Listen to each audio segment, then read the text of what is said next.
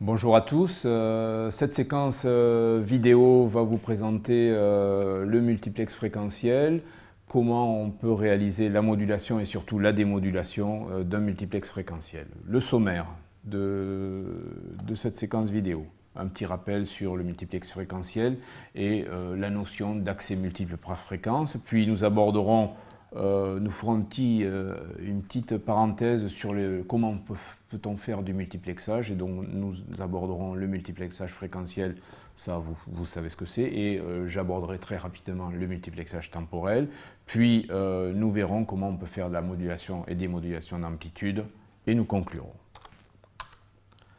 Multiplexage fréquentiel, donc votre poste de radio à travers le canal de transmission va recevoir les deux signaux R1 de T plus R2 de T.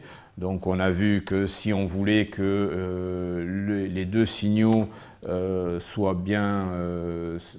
reçus sans qu'il y ait chevauchement de spectre, il fallait choisir la fréquence porteuse FP1 et la fréquence porteuse FP2 de façon à ce que les deux signaux modulés, donc qui s'appellent ici sur cette diapo Y1 de F, Y2 de F, ne se chevauchent pas. Si vous avez plus de deux signaux, donc ici j'ai pris un exemple avec trois signaux, donc si vous avez trois stations de radio qui veulent transmettre trois signaux qui ne se chevauchent pas, il faut que chacune des fréquences porteuses soit telle que les signaux Y1 de F, Y2 de F et Y3 de F ne se chevauchent pas, donc avoir des relations entre les différentes fréquences porteuses. Voilà. Donc, transmettre plusieurs signaux sur le même canal de transmission, eh bien, c'est un petit peu comment on peut partager le canal de transmission entre les différents utilisateurs. Et donc, cette opération qui consiste à partager la ressource disponible du canal de transmission entre différents utilisateurs, on appelle ça du multiplexage. Alors, le multiplexage, un exemple, et c'est l'exemple que nous venons de voir de multiplexage qui est très évident et qui a été historiquement le premier utilisé, c'est le multiplexage fréquentiel. Donc multiplexage fréquentiel, si vous parlez en français, accès multiple par répartition de fréquences, et si vous parlez en anglais, Frequency Division Multiple Access, c'est comment partager la ressource du canal. Donc vous avez un canal, vous avez une certaine bande de grand B, comment la partager entre les différents utilisateurs de façon à que chaque utilisateur puisse transmettre ses informations. Alors ici j'ai symbolisé la ressource du canal de transmission, donc vous avez une certaine bande de grand B disponible pendant un certain temps. Voilà. Donc ça, c'est la ressource que l'on doit partager. Alors, si on la partage et si on fait du multiplexage dans le domaine fréquentiel, ce que l'on va faire, c'est que l'on va partager la ressource dans le domaine des fréquences et on va donc partager avec une largeur delta F et donner une bande de delta F à chacun des utilisateurs. Donc ça, c'est le multiplexage fréquentiel FDMA. On peut, et c'est la petite parenthèse que je fais, partager la ressource du canal de transmission suivant un autre axe et donc suivant l'axe du temps. C'est-à-dire que pendant cet intervalle de temps-là, vous allez donner toute la ressource disponible, donc toute la bande disponible à l'utilisateur numéro 5, puis pendant l'intervalle de temps qui est symbolisé par les petits carrés verts, vous allez donner toute la ressource disponible à l'utilisateur numéro 4, etc., jusqu'à l'utilisateur numéro 1. Et puis vous allez faire ça cycliquement. Donc là, on appelle ce multiplexage-là TDMA pour Time Division Multiple Access, et vous partagez donc le temps en intervalle de temps ou slot temporel. Voilà. Donc je ferme cette parenthèse sur le multiplexage et nous allons revenir au multiplexage simple que nous utilisions lors des dernières séquences vidéo, c'est-à-dire la modulation d'amplitude et la démodulation. Alors comment on fait de la modulation d'amplitude? Un petit rappel, vous prenez votre signal X de T et vous le multipliez par un cosinus. Comment on peut faire de la démodulation? Eh bien, lorsque vous avez le signal Y de T, si vous multipliez le signal Y de T au niveau de votre récepteur par un signal qui est 2 fois cosinus de 2π fpt, eh bien, vous arriverez à démoduler votre signal. En effet, le signal Y de T, c'est quoi? C'est X de T fois cosinus de 2π fpt.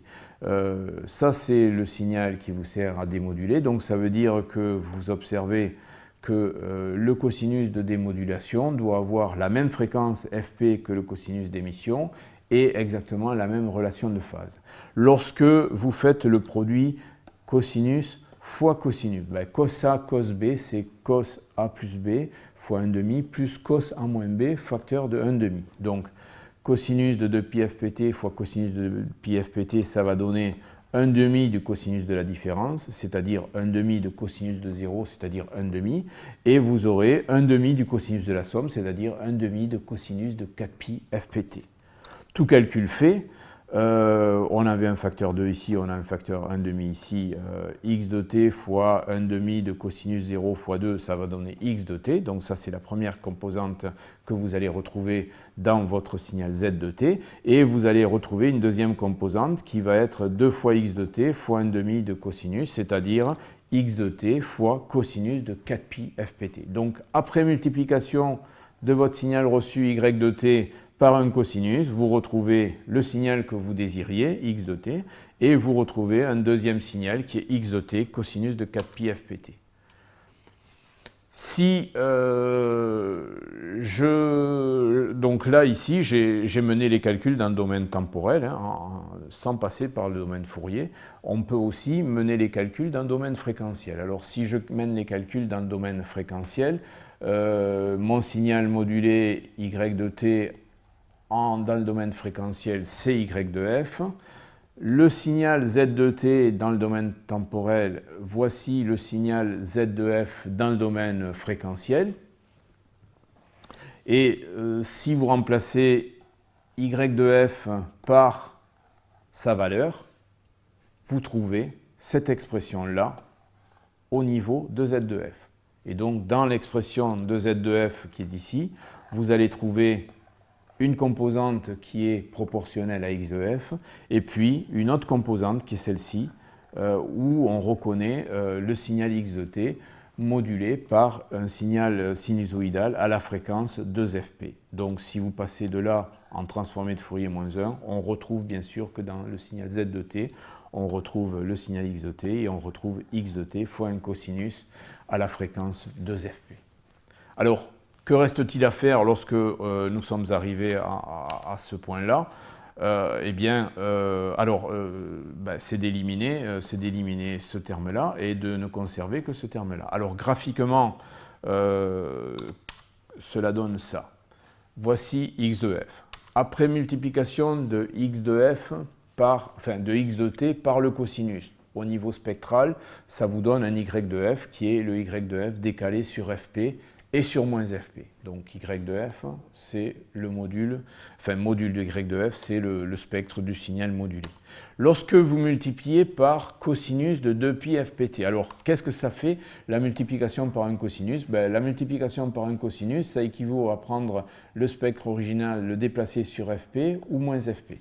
Donc si vous multipliez une autre fois y de f par un cosinus, vous allez prendre le spectre de y, vous allez le décaler de fp vers la droite et vous allez le décaler de fp vers la gauche, ce qui va vous donner z de f.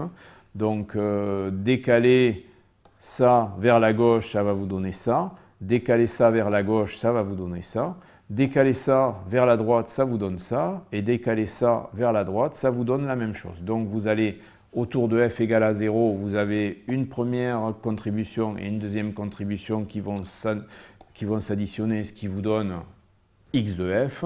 Et au niveau de la fréquence 2fp et moins 2fp, on trouve le terme x de t fois cosinus de 4pi fpt, qui est ce terme-là, les deux répliques que j'ai entourées en vert. Bien sûr, si vous êtes capable de fabriquer un filtre ou un système linéaire invariant temporellement qui a comme réponse fréquentielle h de f quelque chose qui est nul partout sauf dans la bande moins b plus b, lorsque vous allez filtrer par h de f, la sortie du filtre que j'appelle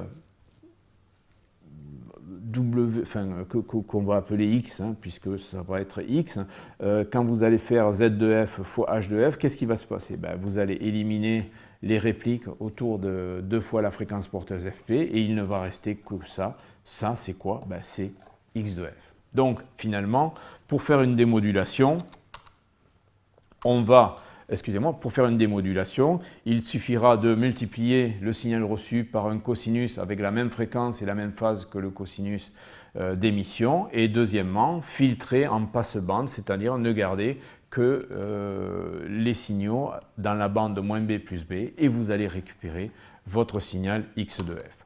On peut faire la même chose si on part d'un multiplex fréquentiel.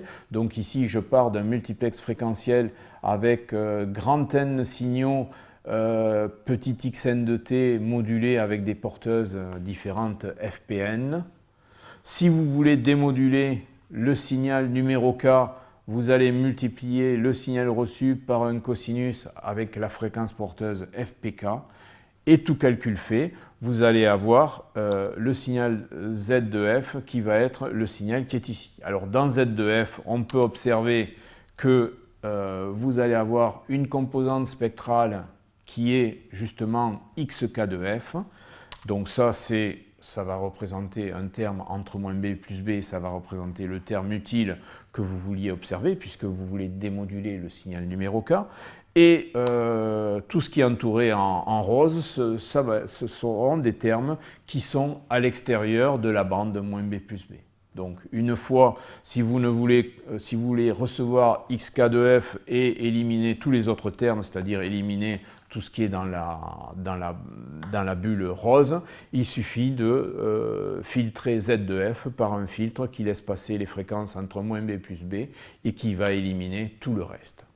En conclusion, une opération de multiplexage, c'est partager la ressource de votre canal de transmission entre différents utilisateurs.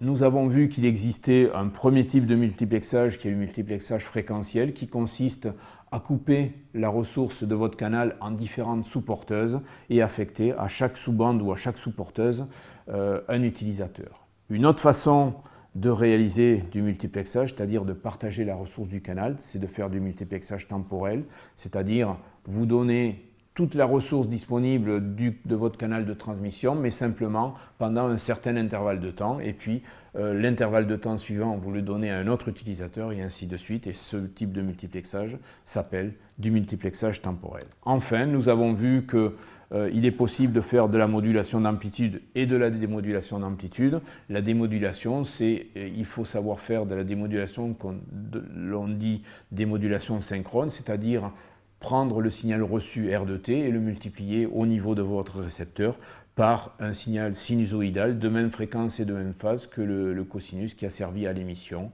Et après filtrage passe-bas, vous êtes capable de récupérer le signal X de t que vous vouliez démoduler. Voilà.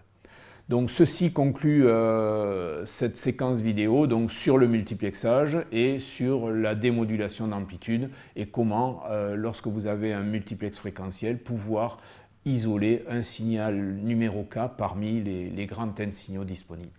Je vous remercie de votre attention. Au revoir.